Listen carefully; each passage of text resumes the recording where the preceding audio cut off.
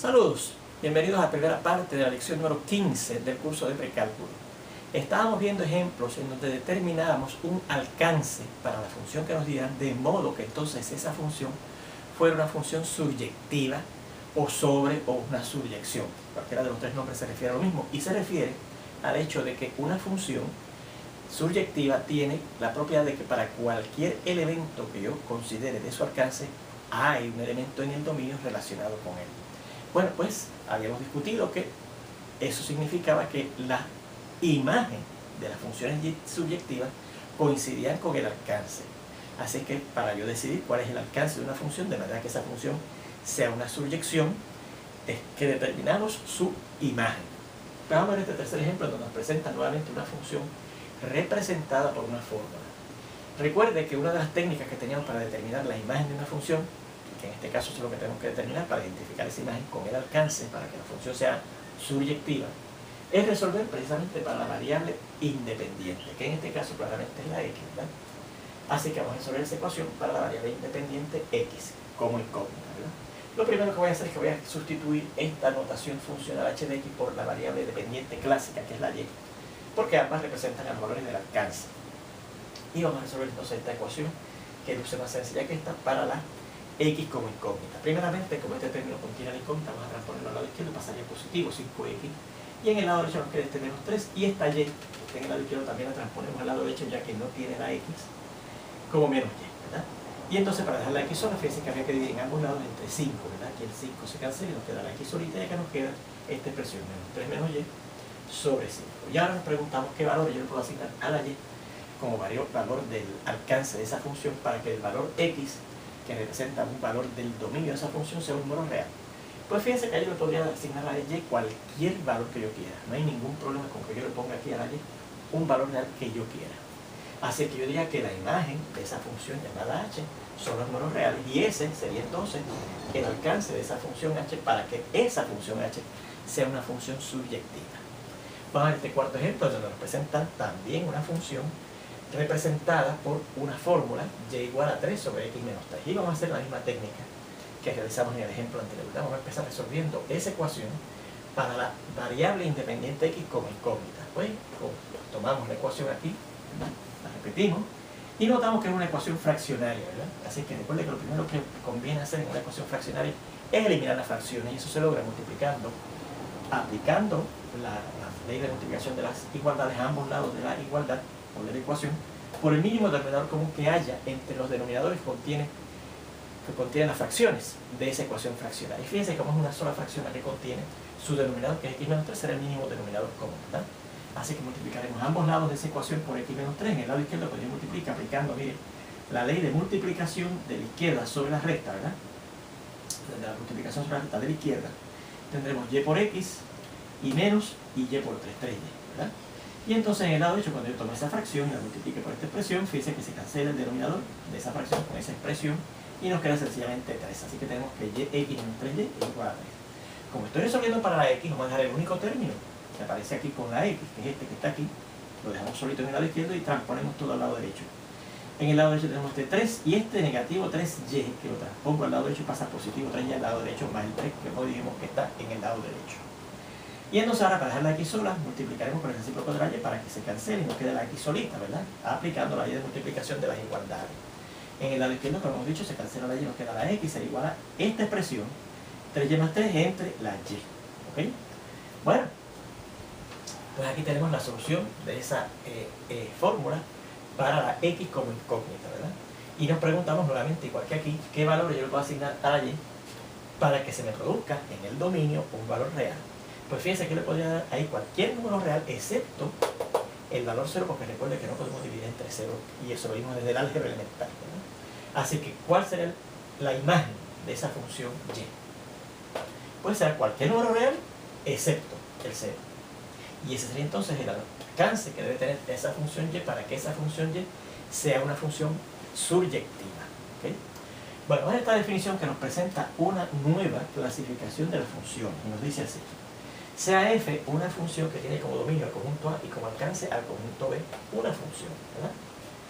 Diremos que f es una función. Fíjense que tiene muchísimos nombres. En unos libros le dan un nombre, en otros libros le dan otro. yo se voy a presentar todo lo que yo he encontrado, ¿verdad? Se dice que es una función biyectiva, o que es una biyección, o que es una función suprayectiva, o que es una suprayección, o que es una correspondencia 1-1, o que es una función que es biunequívoca, ¿ok? Pues eso ocurrirá, será de ese tipo de función, si solamente si esa función es inyectiva y subyectiva a la vez.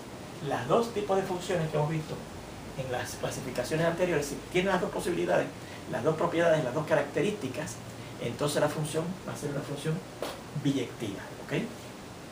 Y recuerda, vamos a repasar que son funciones inyectivas y subyectivas. Pues una función inyectiva es aquella para la cual cualquier pareja de elementos diferentes del dominio tiene asociados con ellos dos valores diferentes en el alcance. Y la subyectiva, es aquella función para la cual para cualquier elemento del alcance yo consigo un elemento del dominio relacionado con ellos, ¿ok? Bien, fíjense que aquí también hay uno de los nombres que dice algo extraño, porque ya yo había hablado de funciones 1-1. Funciones 1-1, que recuerden que eran funciones inyectivas, ¿verdad? La función inyectiva se puede llamar función inyectiva, función 1-1 o función que es una inyección. Pero ahora fíjense que aquí habla también de 1-1, pero no dice que es una función, no es una función 1-1, sino que es una correspondencia 1-1. ¿Okay? Cuando habla de eso, de una correspondencia 1-1, quiere decir que es biyectiva, que es función 1-1 más también función subyectiva. ¿Okay? Bueno, para estos ejemplos, dice la función que mostramos en el ejemplo número 6 de los penúltimos ejemplos. Estos son los últimos ejemplos, fíjense que hay 4. Pues antes de estos ejemplos, habían otros ejemplos en donde estábamos identificando funciones a ver si eran inyecciones o no. Perdón, subyecciones o no. Y entonces en esas funciones, en esos ejemplos, el sexto de ellos presentaba una función que era una subyección, que era lo que yo interesaba ver, pero que también era una inyección. Pues aquí yo estoy indicando que esa función que se muestra en el ejemplo número 6 de los penúltimos, que están previos a esto, son funciones, es una función biyectiva, es una biyección. Porque vimos en ese ejemplo número 6 de los penúltimos antes de los de estos, que esa función era inyectiva y subyectiva también. ¿Okay? Bueno, vamos a ver este segundo ejemplo, en donde nos muestra una función representada por medio de anotación de aplicaciones. Dice así: si L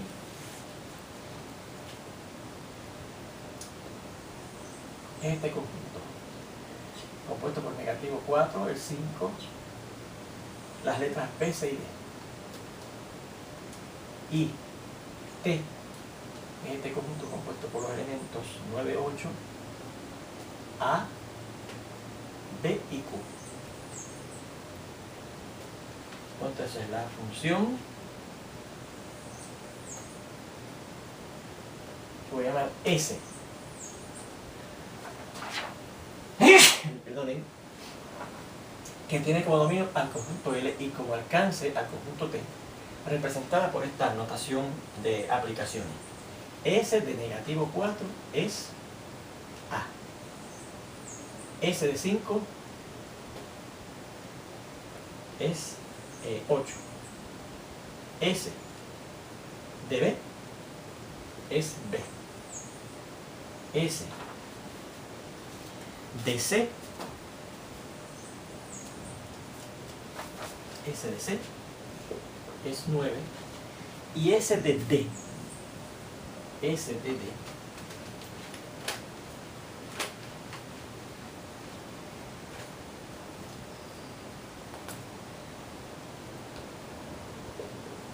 es Q. Exacto. Bueno, pues yo digo que esa función es biyectiva. Primeramente vamos a pasar todo. Fíjense que es una función. Recuerden que es una función. Una relación para la cual cada elemento del dominio, fíjense que en este caso el dominio va a ser L, porque esa notación indica que el dominio de la función S va a ser L y el alcance va a ser T. Cada elemento del dominio tiene un único valor relacionado con L en el alcance. Miren, para el negativo 4 hay un único valor en el alcance porque no hay ningún otro, ninguna otra expresión, ninguna otra igualdad aquí que indique que el negativo 4 esté relacionado con otra cosa. El 5 también está relacionado con una sola cosa porque no hay otra igualdad aquí que diga que el 5 a través de la función S está relacionado con otro elemento en el alcance.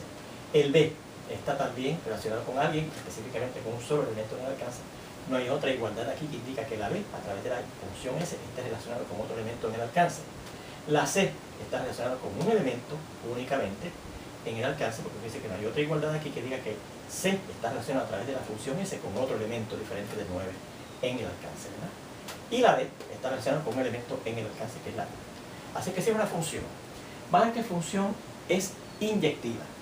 Vamos a ver cualquier pareja de elementos diferentes del dominio y ver que se relacionan con elementos diferentes en el alcance. Vamos a ver la pareja negativo 4 y 5, estos primeros dos, negativo 4 y 5, ¿verdad? Pues fíjense que el negativo 4 está relacionado con un elemento A y el 5 está relacionado con un elemento 8. Así que fíjense que estos dos elementos diferentes del dominio están relacionados con dos elementos diferentes en el alcance. Vamos a coger la pareja negativo 4 y B. Negativo 4 y B. Este negativo 4 está relacionado con la A y la B está relacionado con la B. Así que fíjense que esos dos elementos diferentes del dominio están relacionados con dos elementos diferentes en el alcance. Vamos a coger la parejita de negativo 4 y C. Negativo 4 con la C. Fíjense que este elemento está relacionado con la A, este elemento está relacionado con el 9. Dos elementos diferentes del dominio relacionados con dos elementos diferentes en el alcance, no hay problema. Y vamos con la parejita menos 4 y D, negativo 4 y D. Y fíjense que este elemento negativo 4 del dominio está relacionado con este elemento A en el alcance, y este elemento D del dominio está relacionado con este elemento Q del alcance. Dos elementos diferentes del dominio están relacionados con dos elementos diferentes en el alcance. Vamos a coger ahora la parejita 5 y B, esta otra parejita, ¿verdad? Cogemos 4 con cada uno y vamos a coger 5 con la B. Fíjense que es una pareja de elementos diferentes del dominio que está relacionada con elementos diferentes en el alcance. La parejita 5 y C, esta otra parejita 5 con la C, fíjense que son dos elementos diferentes del dominio relacionados con dos elementos diferentes en el alcance. Y finalmente la parejita 5 con D, este con este, fíjense que son dos elementos diferentes del dominio, 5 y la D, relacionados con dos elementos diferentes del alcance, 8 y Q. Bien, así que vamos a ver la parejita B con C, B con C. Son dos elementos diferentes del dominio relacionados con dos elementos diferentes del alcance, la B con la B y la C con el 9, ¿verdad? Y la parejita B con D, fíjense que son dos elementos diferentes del dominio, y fíjense que están relacionados con dos elementos diferentes en el alcance, B y Q. Y finalmente la última parejita que tenemos que considerar es C con D, ¿verdad? C con D. Y fíjense que este elemento del dominio está relacionado con el 9 y este elemento diferente del dominio está relacionado con un elemento diferente en el alcance que es la Q. Así que fíjense que para cualquier pareja de elementos que yo tome en el dominio de esa función, que es el conjunto L, yo vi que estaba relacionado con dos elementos diferentes en el alcance, que es el conjunto T. Vamos a ver finalmente si es una función suryectiva, ¿ok? Suryectiva. Bueno, pues vamos a ver. Vamos a ver si todos los elementos del alcance tienen un elemento del dominio relacionado con ellos. Vamos a empezar con el A, perdón, con el 9, que es el primero que aparece aquí. Mira el 9 aquí. Pues mire, hay un elemento del dominio que es la C, lo ve aquí, que está relacionado con él. Bien, vamos a seguir con el 8, míralo aquí. Hay un elemento del dominio que es el 5 que está relacionado con él. Vamos a poner la A, míralo aquí. Hay un elemento, el negativo 4 del dominio que está relacionado con él. Con la B, míralo aquí. Hay un elemento del dominio que es precisamente también la B que está relacionado con él. Y con la Q, mire, hay un elemento del dominio que es la D que está relacionado con él. Así que fíjense que sí, también es una función subyectiva. Así que como es una función que es inyectiva y subyectiva, esa función es una biyección. Porque es las dos cosas a la vez. Inyectiva y subyectiva. ¿Okay? Podríamos haber dicho también que es una función que es biyectiva, o que es una función suprayectiva, que es una suprayección, o que es una correspondencia 1 a 1, o que es una función biunequívoca. ¿Okay? Muy bien. Pues ahí tenemos, ¿verdad? La situación de lo que son funciones biyectivas. No hay más nada que decir con relación a ellas. Vamos a ver esta otra tipo de clasificación de funciones. Fíjense que todas estas pertenecían a un primer tipo de clasificación, que era clasificación por el uso del alcance, ¿verdad? De la función. Estas otras clasificaciones son clasificaciones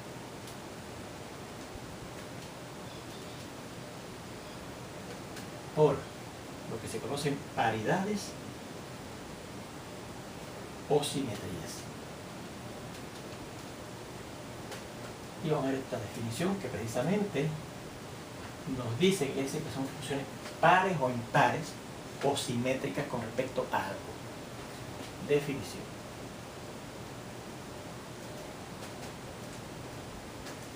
Y la definición dice así. O sea, f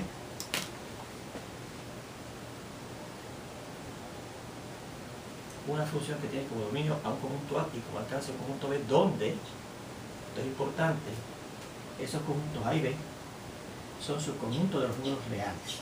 Fíjense que ahora el alcance y el dominio de una función tienen que ser subconjuntos de los números reales, incluyendo los números reales completos, ¿verdad? Fíjense que yo aquí vi ejemplos, ¿verdad? Por ejemplo, aquí el dominio y el alcance no eran números reales, ¿verdad? O por lo menos no eran subconjuntos de números reales, porque por ejemplo aquí había números reales, pero hay unas letras también. Igualmente aquí había números reales, pero hay unas letras también. Pero ahora, tanto el dominio como el alcance tienen que ser los números reales, pueden ser iguales a los reales, o pueden ser subconjuntos de los reales. ¿Okay? Primeramente, venimos acá.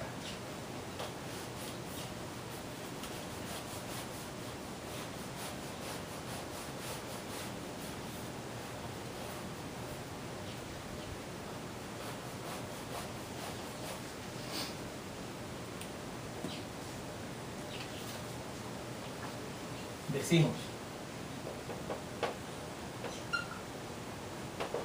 que G, que F también, esa función F, ¿verdad? Es par o simétrica con respecto al eje de Y, si solamente si el valor de la función evaluada en el número real X, que tiene que estar en el dominio, perdón, el valor del número real negativo X, la que tendría que estar en el dominio, da lo mismo que el valor de la función evaluada en X sin contar el signo. ¿Ok? Bien, segunda definición. Decimos que F es impar o simétrica con respecto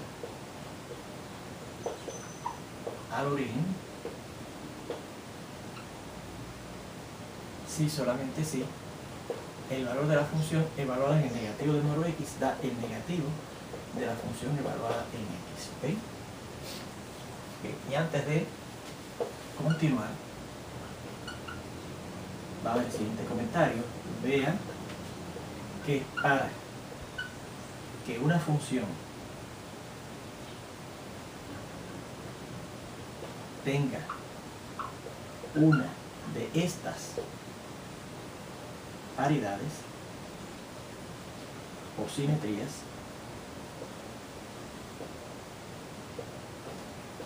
el número X en su dominio, que según la definición se llama A, y el número negativo si X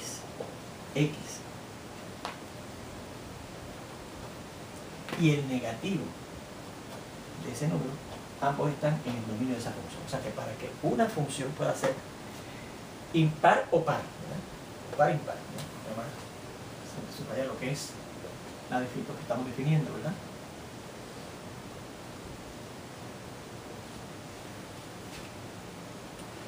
Para que pueda ser par o impar, el dominio de la función tiene que contener a un número y el negativo de él. ¿Okay? Porque fíjense que tengo que buscar f del negativo del número y f del número. Tengo que tener eso, ¿no? Bien, vamos a ver entonces los siguientes ejemplos. Dice, determine si las siguientes funciones son pares o impares. Y claro, estoy diciendo aquí pares o impares, pero también podría haber dicho si son simétricas con respecto al eje de Y, que es lo mismo que decir que son pares, o simétricas con respecto al origen, si es que son impares. ¿Okay? Y la primera función que nos presentan es esta. ¿Okay?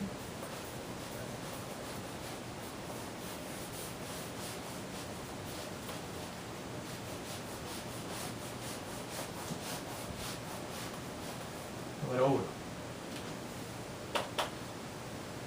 Dice f de x es igual a menos 2 x al cubo más 5 x cuadrado y menos 8. Y queremos decidir si esa función es par o impar, o sea, simétrica con respecto al eje de Y o simétrica con respecto al origen, respectivamente, que es lo mismo, ¿verdad? Y claro, eso de por qué las pares son simétricas con respecto al eje de Y y las impares son simétricas con respecto al origen lo veremos después, ¿verdad? Porque es que eso ocurre. Bueno, pues fíjense que yo tengo que decidir si el valor de la función evaluada en el negativo de un número, ¿verdad?, da lo mismo que la función que nos dan aquí, o si el valor de la función evaluada en el negativo de un número da el negativo de la función de la función que nos dan, ¿verdad que sí?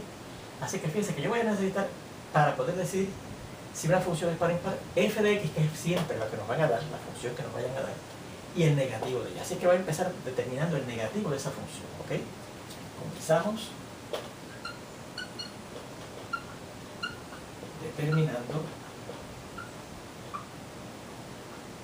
el negativo de esa función f de x. Pues el negativo de esa función f de x será el negativo de lo que dice ahí, negativo 2x al cubo más 5x cuadrado menos 8. Que recuerde que cuando tiene un negativo frente a un signo de agrupación, lo elimina el signo de agrupación sencillamente cambiando el signo, ¿verdad?, a cada término, por lo que vimos desde el álgebra elemental. Así que esto será positivo 2x al cubo, negativo 5x cuadrado y más 8. ¿Okay?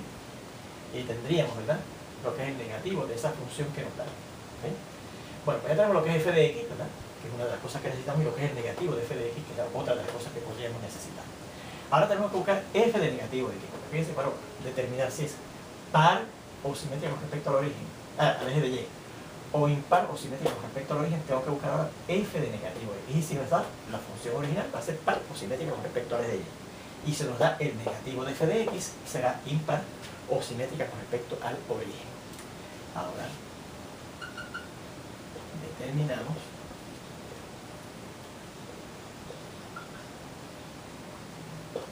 cuánto es f de negativo x. ¿Sí? F de negativo x, ¿qué será? Fíjense que no es buscar el negativo de f de x, que sencillamente por poner un negativo frente a la función, frente a la fórmula, la expresión que nos da la fórmula como representante de la función, ¿verdad? Sino que ahora tenemos que ir a la fórmula donde quiera que aparezca x, tendremos que poner negativo x, ¿verdad? Así que será en la función original, fíjense, no es menos f, no es menos f, en f original, ¿verdad? Menos 2 y en vez de la x, menos x al cubo, más 5, y en vez de x cuadrado, menos x al cuadrado y menos 8. Y ahora nos vamos a esto, será menos 2 por, y al cubicar menos x da el negativo de x al cubo, y más 5, y al cuadrar menos x da x cuadrado, positivo y menos 8, ¿verdad que sí? Y entonces al multiplicar menos 2 por menos x da positivo 2x al cubo, menos 2 por menos x al cubo da positivo 2x al cubo, más este 5x cuadrado y menos 8. Así que eso fue lo que nos dio menos f de x, f de menos x, perdón.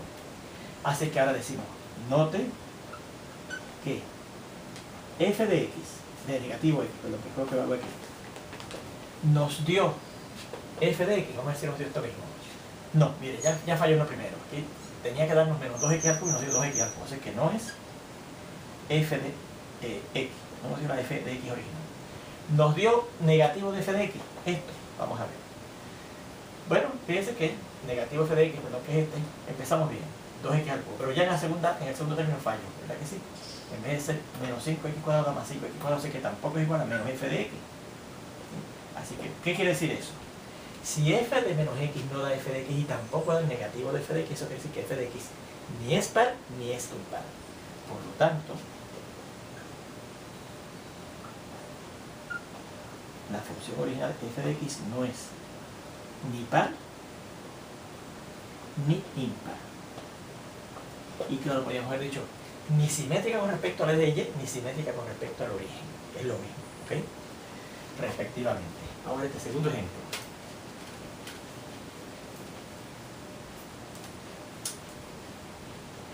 Y en el segundo ejemplo nos presentan esta función. G de x es igual a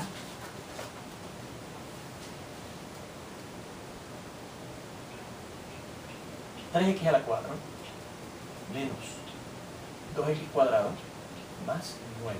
¿Okay? Bueno, empezamos haciendo lo mismo, buscando el negativo de esa función.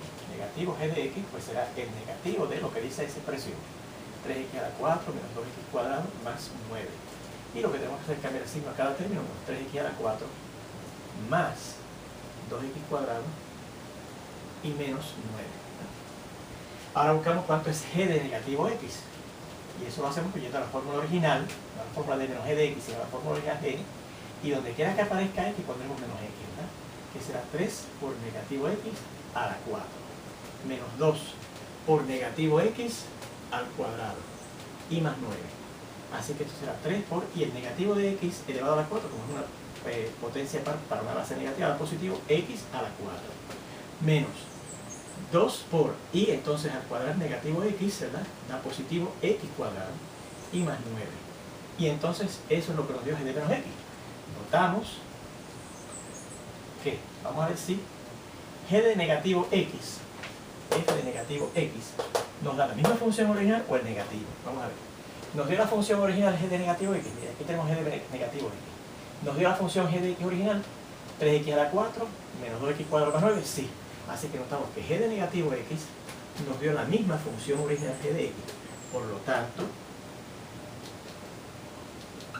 si ocurre eso, que la función de negativo x es lo mismo que la función original, esa función va a ser par o simétrica con respecto al eje de y. Así que yo voy a poner aquí, va a ser simétrica con respecto al eje de y, pero es lo mismo que haber dicho que es una función par, ¿ok? G es una función simétrica con respecto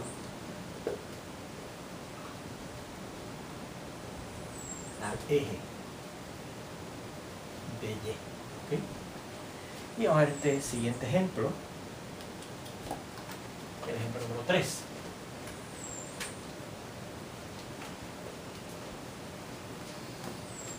Que nos da esta función que se llama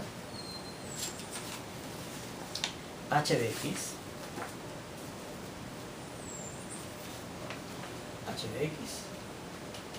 y nos dice que es igual a menos 9x a la quinta menos 5x al cubo menos 1 sobre 4x y más 2. ¿Ok?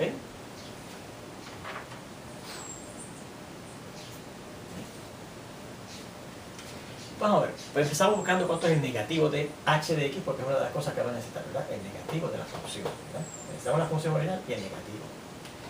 Buscamos el negativo de h de x, que será buscar el negativo de esta expresión que está aquí. Menos 9x a la quinta, menos 5x al cubo, menos 1 sobre 4x y más 2. Y recuerden que eso lo que tenemos que hacer sencillamente cambiar el signo a cada uno de los términos dentro del paréntesis. O sea, positivo 9x a la quinta, positivo 5x al cubo, positivo 1 sobre 4x y negativo 2. ¿Okay? Y ahora buscamos h de negativo x, la función evaluada en negativo x. ¿Okay? Y eso nos da lo siguiente.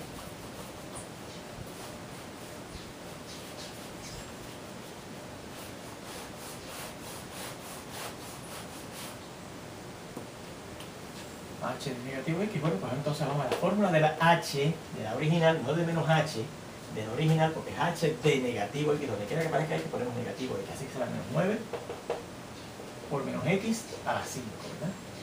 Menos 5, y en vez de por x al cubo, por menos x al cubo, menos 1 sobre 4 por menos x y más 2, ¿verdad?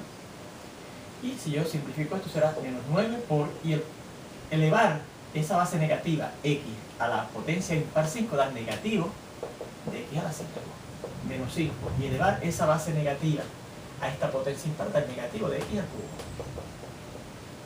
más, perdón, menos 1 sobre, y 4 por negativo x da menos 4x más 2, ¿verdad? Así que esto será negativo 9 por negativo x a la 5 a positivo 9x a la 5. Negativo 5 menos x por menos x al cubo da positivo 5x al cubo. Aquí yo podría cambiar el signo de frente y abajo, ¿verdad? Por la ley